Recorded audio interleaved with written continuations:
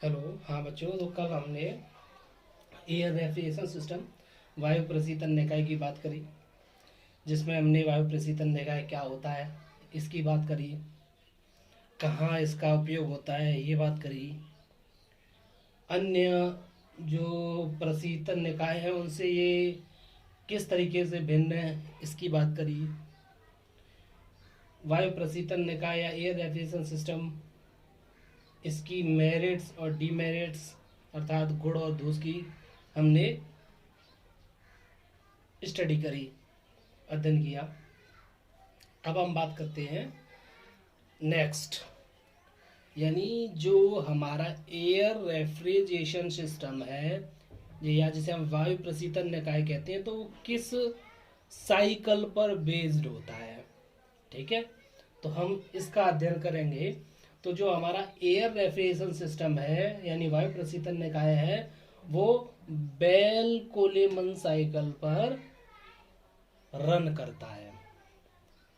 कहने का मतलब क्या है कि जो हमारा वायु प्रशीतन निकाय है वो किस पर काम करता है, बेल कोलेमन साइकिल पर काम करता है। जैसे अभी इससे पहले हमने पढ़ा था वेपर कंप्रेसर रेफ्रिजरेशन सिस्टम, जिसमें हमने बात करी थी वो किस साइकिल पर रन कर रहा था। वेपर कंप्रेसर रेफ्रिजरेशन सिस्टम कार्य कर रहा था आपका रिवर्स कार्नोट साइकिल पर, है ना। उसी प्रकार जो हमारा एयर रेफ्रिजरेशन सिस्टम है वो रन करता है बेल कोलेमन साइकिल पर। ठीक है, जिसे हम रिवर्स ब्रेटन साइकिल और रिवर्स जूल साइकिल भी कहते हैं, और एक और नाम है इसका गैस साइकिल। ठीक है, रिवर्स गैस साइकिल भी हम इसका नाम एक और इसका नाम है। ठीक है, चलिए तो अब हम आज स्टडी कर रहे हैं बेल कोलेमन साइकिल क्या होता है, कैसे क्या क्या इसके मतलब इसमें क्या खूबियाँ होती हैं, ये किस तरीके से जो हमारा रिवर्स कार्नोट साइकिल थी उससे किस तरीके से भिन्न होता है, ये सारी चीज़ें हम क्या करते रहेंगे यहाँ अध्ययन करेंगे। ठीक है, चलिए तो बात करें बेल कोलेमन साइकिल की या रिवर्स ब्रेटन साइकिल की। तो ब्रेटन साइकिल की भी बात करें हमने हमने थर्मोडायनामिक्स में गैस साइकिल्स पढ़ी हुई हैं, गैस पावर प्लांट पढ़े थे जिसमें, है ना। तो गैस साइकिल जो है वो ब्रेटन साइकिल पर रन करती है। अब ब्रेटन साइकिल क्या होती है, तो मैं एक आपको जनरल इंट्रोडक्शन दे दूं कि ब्रेटन साइकिल एक ऐसी साइकिल है जिसमें दो आइसोबैरिक प्रोसेस और दो आइसेंट्रोपिक या रिवर्सिबल एडियाबैटिक प्रोसेस होते हैं। ठीक है, सेम जो हमारी रिवर्स ब्रेटन साइकिल है उसमें भी क्या होते हैं, सेम होंगे। तो जो हमारी ब्रेटन साइकिल या बेल कोलेमन साइकिल है या रिवर्स ब्रेटन साइकिल है, ये क्या है, इसमें 4 प्रोसेस होते हैं इस साइकिल में, और उन 4 प्रोसेस में से 2 रिवर्सिबल एडियाबैटिक होते हैं या जिन्हें हम आइसेंट्रोपिक भी कहते हैं। ठीक है, बाकी 2 जो होते हैं वो कैसे होते हैं, आइसोबैरिक प्रोसेस होते हैं। आइसोबैरिक से मतलब है आपका कि इनका प्रेशर कैसा रहता है, कांस्टेंट रहता है। ठीक, चलिए यानी इतनी बात समझ में आई। ब्रेटन साइकिल में भी रहता था, सिंपल है। ब्रेटन साइकिल कैसे रन करती थी, क्लॉकवाइज रन करती थी, और मैंने आपको पहले ही बताया कि जितनी भी रेफ्रिजरेशन की साइकिल्स हैं वो क्या है, एंटी क्लॉकवाइज रन करती है। ये डिफरेंस है, इसीलिए इसको रिवर्स ब्रेटन साइकिल भी बोलते हैं, क्योंकि जो गैस साइकिल पावर प्लांट होते हैं वो जिस तरीके से ऑपरेट होते हैं उसके जस्ट उल्टे तरीके से हमारी ये बेल कोलेमन साइकिल ऑपरेट होती है। ठीक, चलिए इतनी बात समझ में आ गई। चलिए अब आके बात करते हैं कि हमारा जो बेल कोलेमन साइकिल है वो कैसी होती है, किस तरीके के इक्विपमेंट उसमें लगे होते हैं, तो इसकी बात करते हैं। तो ये बेल कोलेमन साइकिल का एक डायग्राम है। ठीक है, ये एक डायग्राम है। इस डायग्राम में क्या है, कौन कौन से कंपोनेंट लगे रहते हैं वो उसकी हम बात करेंगे। तो अगर हम बात करें बेल कोलेमन साइकिल में, तो इसमें ये क्या होता है, कंप्रेसर लगा हुआ होता है। उसके बाद क्या होता है, कूलर लगा हुआ होता है। उसके बाद एक एक्सपेंडर लगा हुआ होता है, और उसके बाद एक रेफ्रिजरेटर लगा हुआ होता है। ठीक है, ये क्या है, एक बेल कॉलिमन साइकिल है। ठीक है, गैस साइकिल भी पढ़ी थी तो हमने, गैस साइकिल भी कुछ इसी तरीके से ऑपरेट होती थी। कंप्रेसर रहता था, एक्सपेंडर रहता था, कंप्रेसर रहता था, फिर हीट एक्सचेंजर रहता था, फिर एक्सपेंडर रहता था। अगर जरूरत पड़ती थी तो हम हीट एक्सचेंजर लगा लेते थे, या नहीं तो अगर ओपन साइकिल होती थी तो ये नहीं लगाते थे, डायरेक्ट इनटेक किया और लास्ट में ऑपरेट करने के बाद एक्सेल कर दिया। ठीक है, तो इस तरीके से हमारा ये है आपका बेल कॉलिमन साइकिल के इक्विपमेंट। ठीक है, चलिए इसमें 4 प्रोसेस है तो 4 प्रोसेस की बात कर लेते हैं। तो पहला प्रोसेस है 1-2 प्रोसेस, जिसे हम बोलते हैं आइसेंट्रोपिक कंप्रेशन प्रोसेस। ठीक है, कौन सा है, 1-2 कंप्रेसर में जो हमारी एयर है वो कैसे कंप्रेस होती है, आइसेंट्रोपिकली कंप्रेस होती है, या रिवर्सिबल एडियाबैटिक प्रोसेस होता है। ये कैसा प्रोसेस है, रिवर्सिबल एडियाबैटिक प्रोसेस है। ठीक है, यानी हम मानते हैं कि इस प्रोसेस के अंतर्गत हमारी एंट्रोपी क्या रहती है, समान रहती है। ठीक है, लेकिन क्या होता है, प्रेशर P1 से बढ़कर P2 हो जाता है कंप्रेसर, और हम जानते ही हैं कंप्रेसर कैसी डिवाइस है जो क्या करती है, प्रेशर को इंक्रीज करती है। ठीक है, अगला हमारा कंपोनेंट है, यानी अगर प्रोसेस की बात करें तो 2-3 क्या है, कूलिंग प्रोसेस है, जिसमें हमने कूलर लगा देते हैं। ठीक है, तो यहाँ जब जो एयर हमने कंप्रेस करी है उसका कुछ टेम्परेचर बढ़ जाएगा, तो उस टेम्परेचर को हम क्या करते हैं, यहाँ कूलर में क्या करते हैं, उसे कूल करते हैं, टेम्परेचर को कम करते हैं। ठीक है, कूलिंग के ड्यूरेशन में हम मानते हैं कि जो प्रेशर है वो कैसा रहता है, कांस्टेंट रहता है। ठीक है, यानी 2-3 कैसा हो गया, आइसोबैरिक हीट रिजेक्शन प्रोसेस हो गया, या आइसोबैरिक कूलिंग प्रोसेस हो गया। ठीक है, यहाँ प्रेशर पर कोई डिफरेंस नहीं आता, इसीलिए हमने लिखा है P3, सॉरी हाँ ठीक है, ये गड़बड़ कर दिया है, यहाँ होगा P2 = P3, ये हमने थोड़ा गड़बड़ कर दिया है, ये होगा यहाँ P2 = P3। ठीक है, चलिए इतनी बात समझ में, यहाँ सिर्फ इतना लिख लेंगे P2 = P3। ठीक है, उसके बाद आता है प्रोसेस 3-4, जिसमें क्या एक एक्सपेंडर लगा हुआ आता है, जो क्या करता है, एक्सपेंड करता है हमारी एयर को, जो हमारी कंप्रेस्ड एयर थी उसे क्या करता है, एक्सपेंड करता है।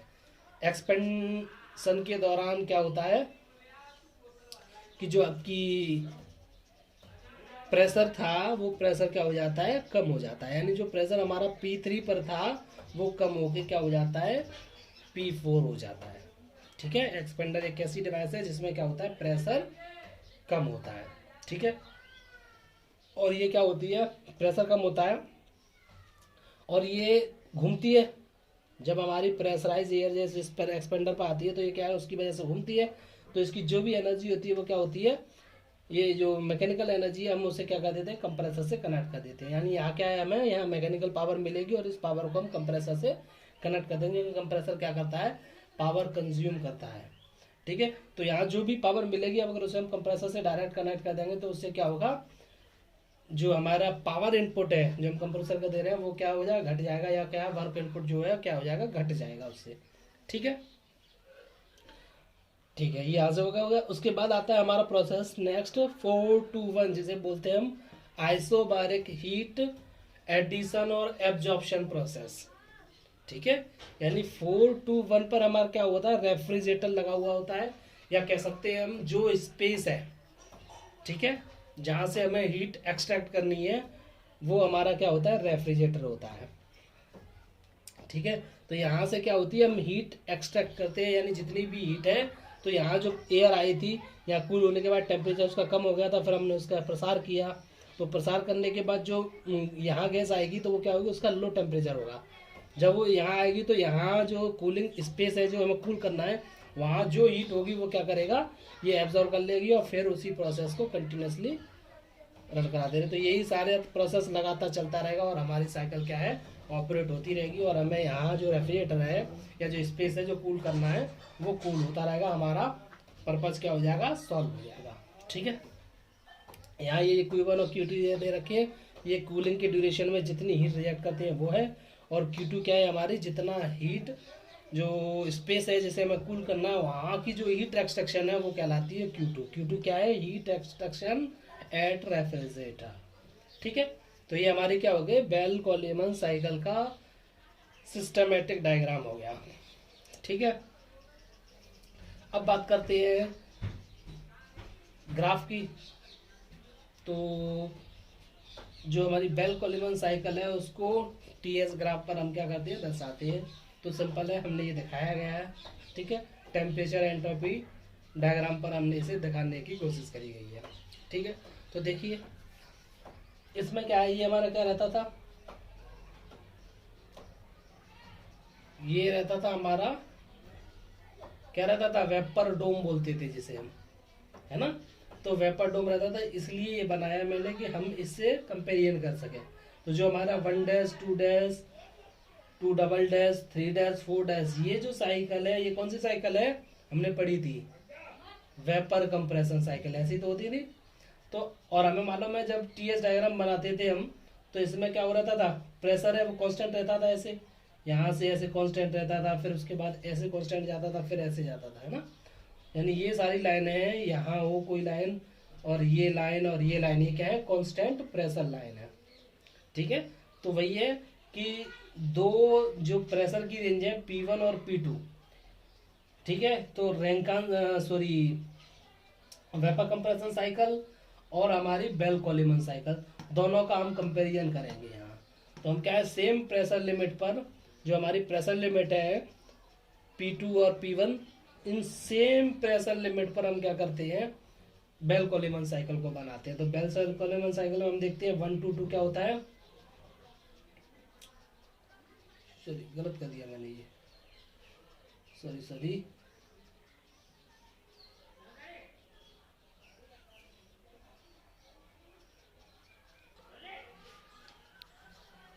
1 to 2 जो है वो है हमारा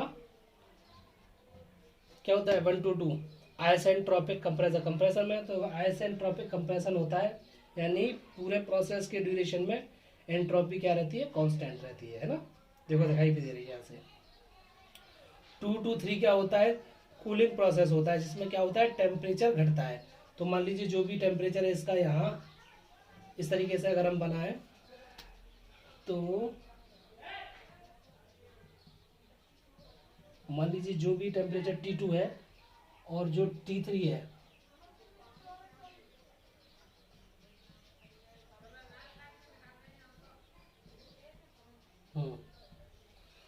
तो ये जो टेम्परेचर है ये आपका T2 है और ये आपका टेम्परेचर कितना है, T3 है।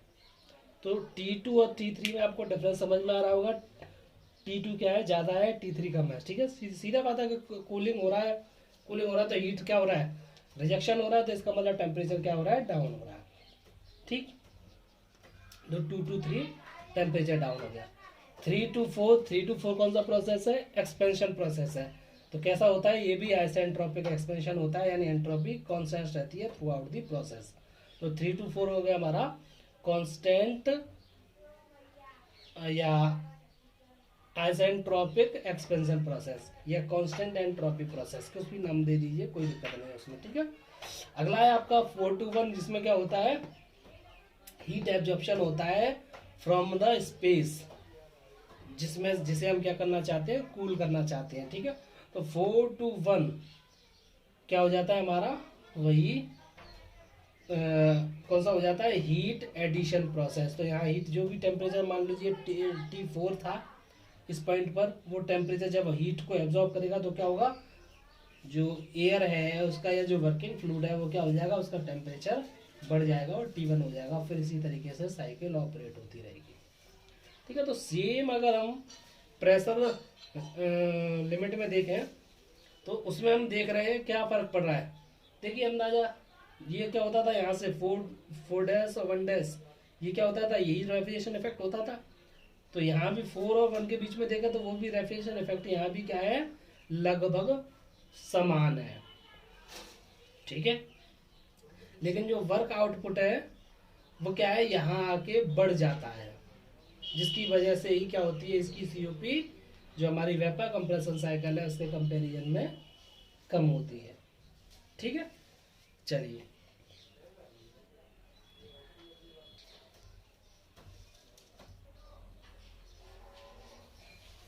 अब बात करते हैं difference between VCC and BCC. VCC का मतलब है वेपर कंप्रेशन साइकिल और बीसीसी का मतलब है बेल कोलेमन साइकिल, ठीक है। तो हम अब कंपेरिजन करते हैं कि जो वीसीसी थी और बीसीसी में क्या डिफरेंस है, ठीक है। तो पहला डिफरेंस है इसमें कि हमारी जो वीसीसी थी वेपर कंप्रेशन साइकिल रहती थी उसमें क्या लगा रहता था, कंडेंसर। वही कंडेंसर को हमने बीसीसी बेल कोलेमन साइकिल में किससे रिप्लेस कर दिया है, कूलर के द्वारा, ठीक है। बात करें इवेपोरेटर की, यानी वीसीसी में क्या रहता था, इवेपोरेटर, उसको हमने रिप्लेस कर दिया है रेफ्रिजरेटर से, ठीक है। ऐसे ही जो थ्रॉटल वाल्व है उसको हमने रिप्लेस कर दिया है एक्सपेंडर से, ठीक है। यानी ये क्या है, अब फिगर आप इसका आपने भी वीसीसी का देखा होगा, नहीं देखा होगा तो आप पीछे देख लीजिए पिछले चैप्टर में, ठीक है। और बेल कोलेमन साइकिल का भी हमने फिगर बनाया ही था, ठीक है। तो अगर हम उसमें देखेंगे कि बेसिक डिफरेंस क्या है कि ये 3 कंप्रेसर उसमें भी होता था, यहाँ भी है। इन 3 यूनिटों को क्या कर दिया गया, उसमें रिप्लेस कर दिया गया वीसीसी में, बीसीसी में किसके द्वारा,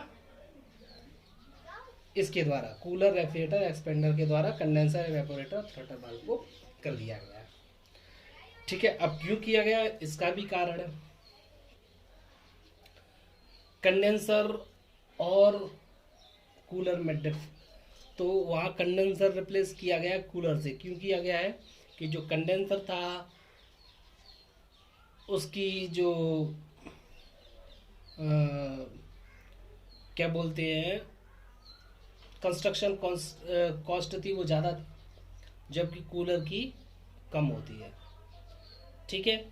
इवेपोरेटर को हटा दिया गया क्योंकि इवेपोरेटर की हमें यहाँ कोई ज़रूरत नहीं है। यहाँ हम क्या करते हैं, डायरेक्ट एयर को यूज़ कर लेते हैं, या तो क्योंकि हमें क्या है स्पेस को कूल करना है तो डायरेक्ट जो हमने कंप्रेस या ठंडी करके जो हम एयर लाए हैं प्रोसेस करके उस एयर को डायरेक्ट यूज़ कर सकते हैं, या फिर अगर हम यूज़ ना करें क्लोज साइकिल गैस करें तो उसमें भी हम क्या कहते हैं, उसमें भी हमें इवेपोरेटर की ज़रूरत नहीं पड़ती, हम इवेपोरेटर से आसान सिंप्लीफाई यूनिट को यूज़ कर सकते हैं हम उसमें, ठीक है। तो चूंकि इन दोनों की कॉस्ट है इनके कंपेरिजन में ज़्यादा थी तो हमने क्या कर दिया, इनको इनसे रिप्लेस कर दिया। बाकी जो कंडेंसर वगैरह है इनका कूलर है, क्योंकि हमारा क्या है, मैंने बताया था आपको कि जो वॉल्यूम रहता है एयर का वो ज़्यादा रहता है भाई, इसमें जो हमारा वर्किंग फ्लूइड है उसका स्पेस जो है वो ज़्यादा रहता है। अगर हम कंपेयर करें वेपर कंप्रेशन साइकिल में रेफ्रिजरेटर जो हम भी रेफ्रिजरेंट यूज़ करते थे उसके कंपैरिजन में, ठीक है। तो इसलिए इनको हमने क्या कर दिया, रिप्लेस कर दिया, क्योंकि ये क्या कर सकते हैं, ज़्यादा साइज को हैंडल कर सकते हैं और इजीली कर सकते हैं, ठीक है।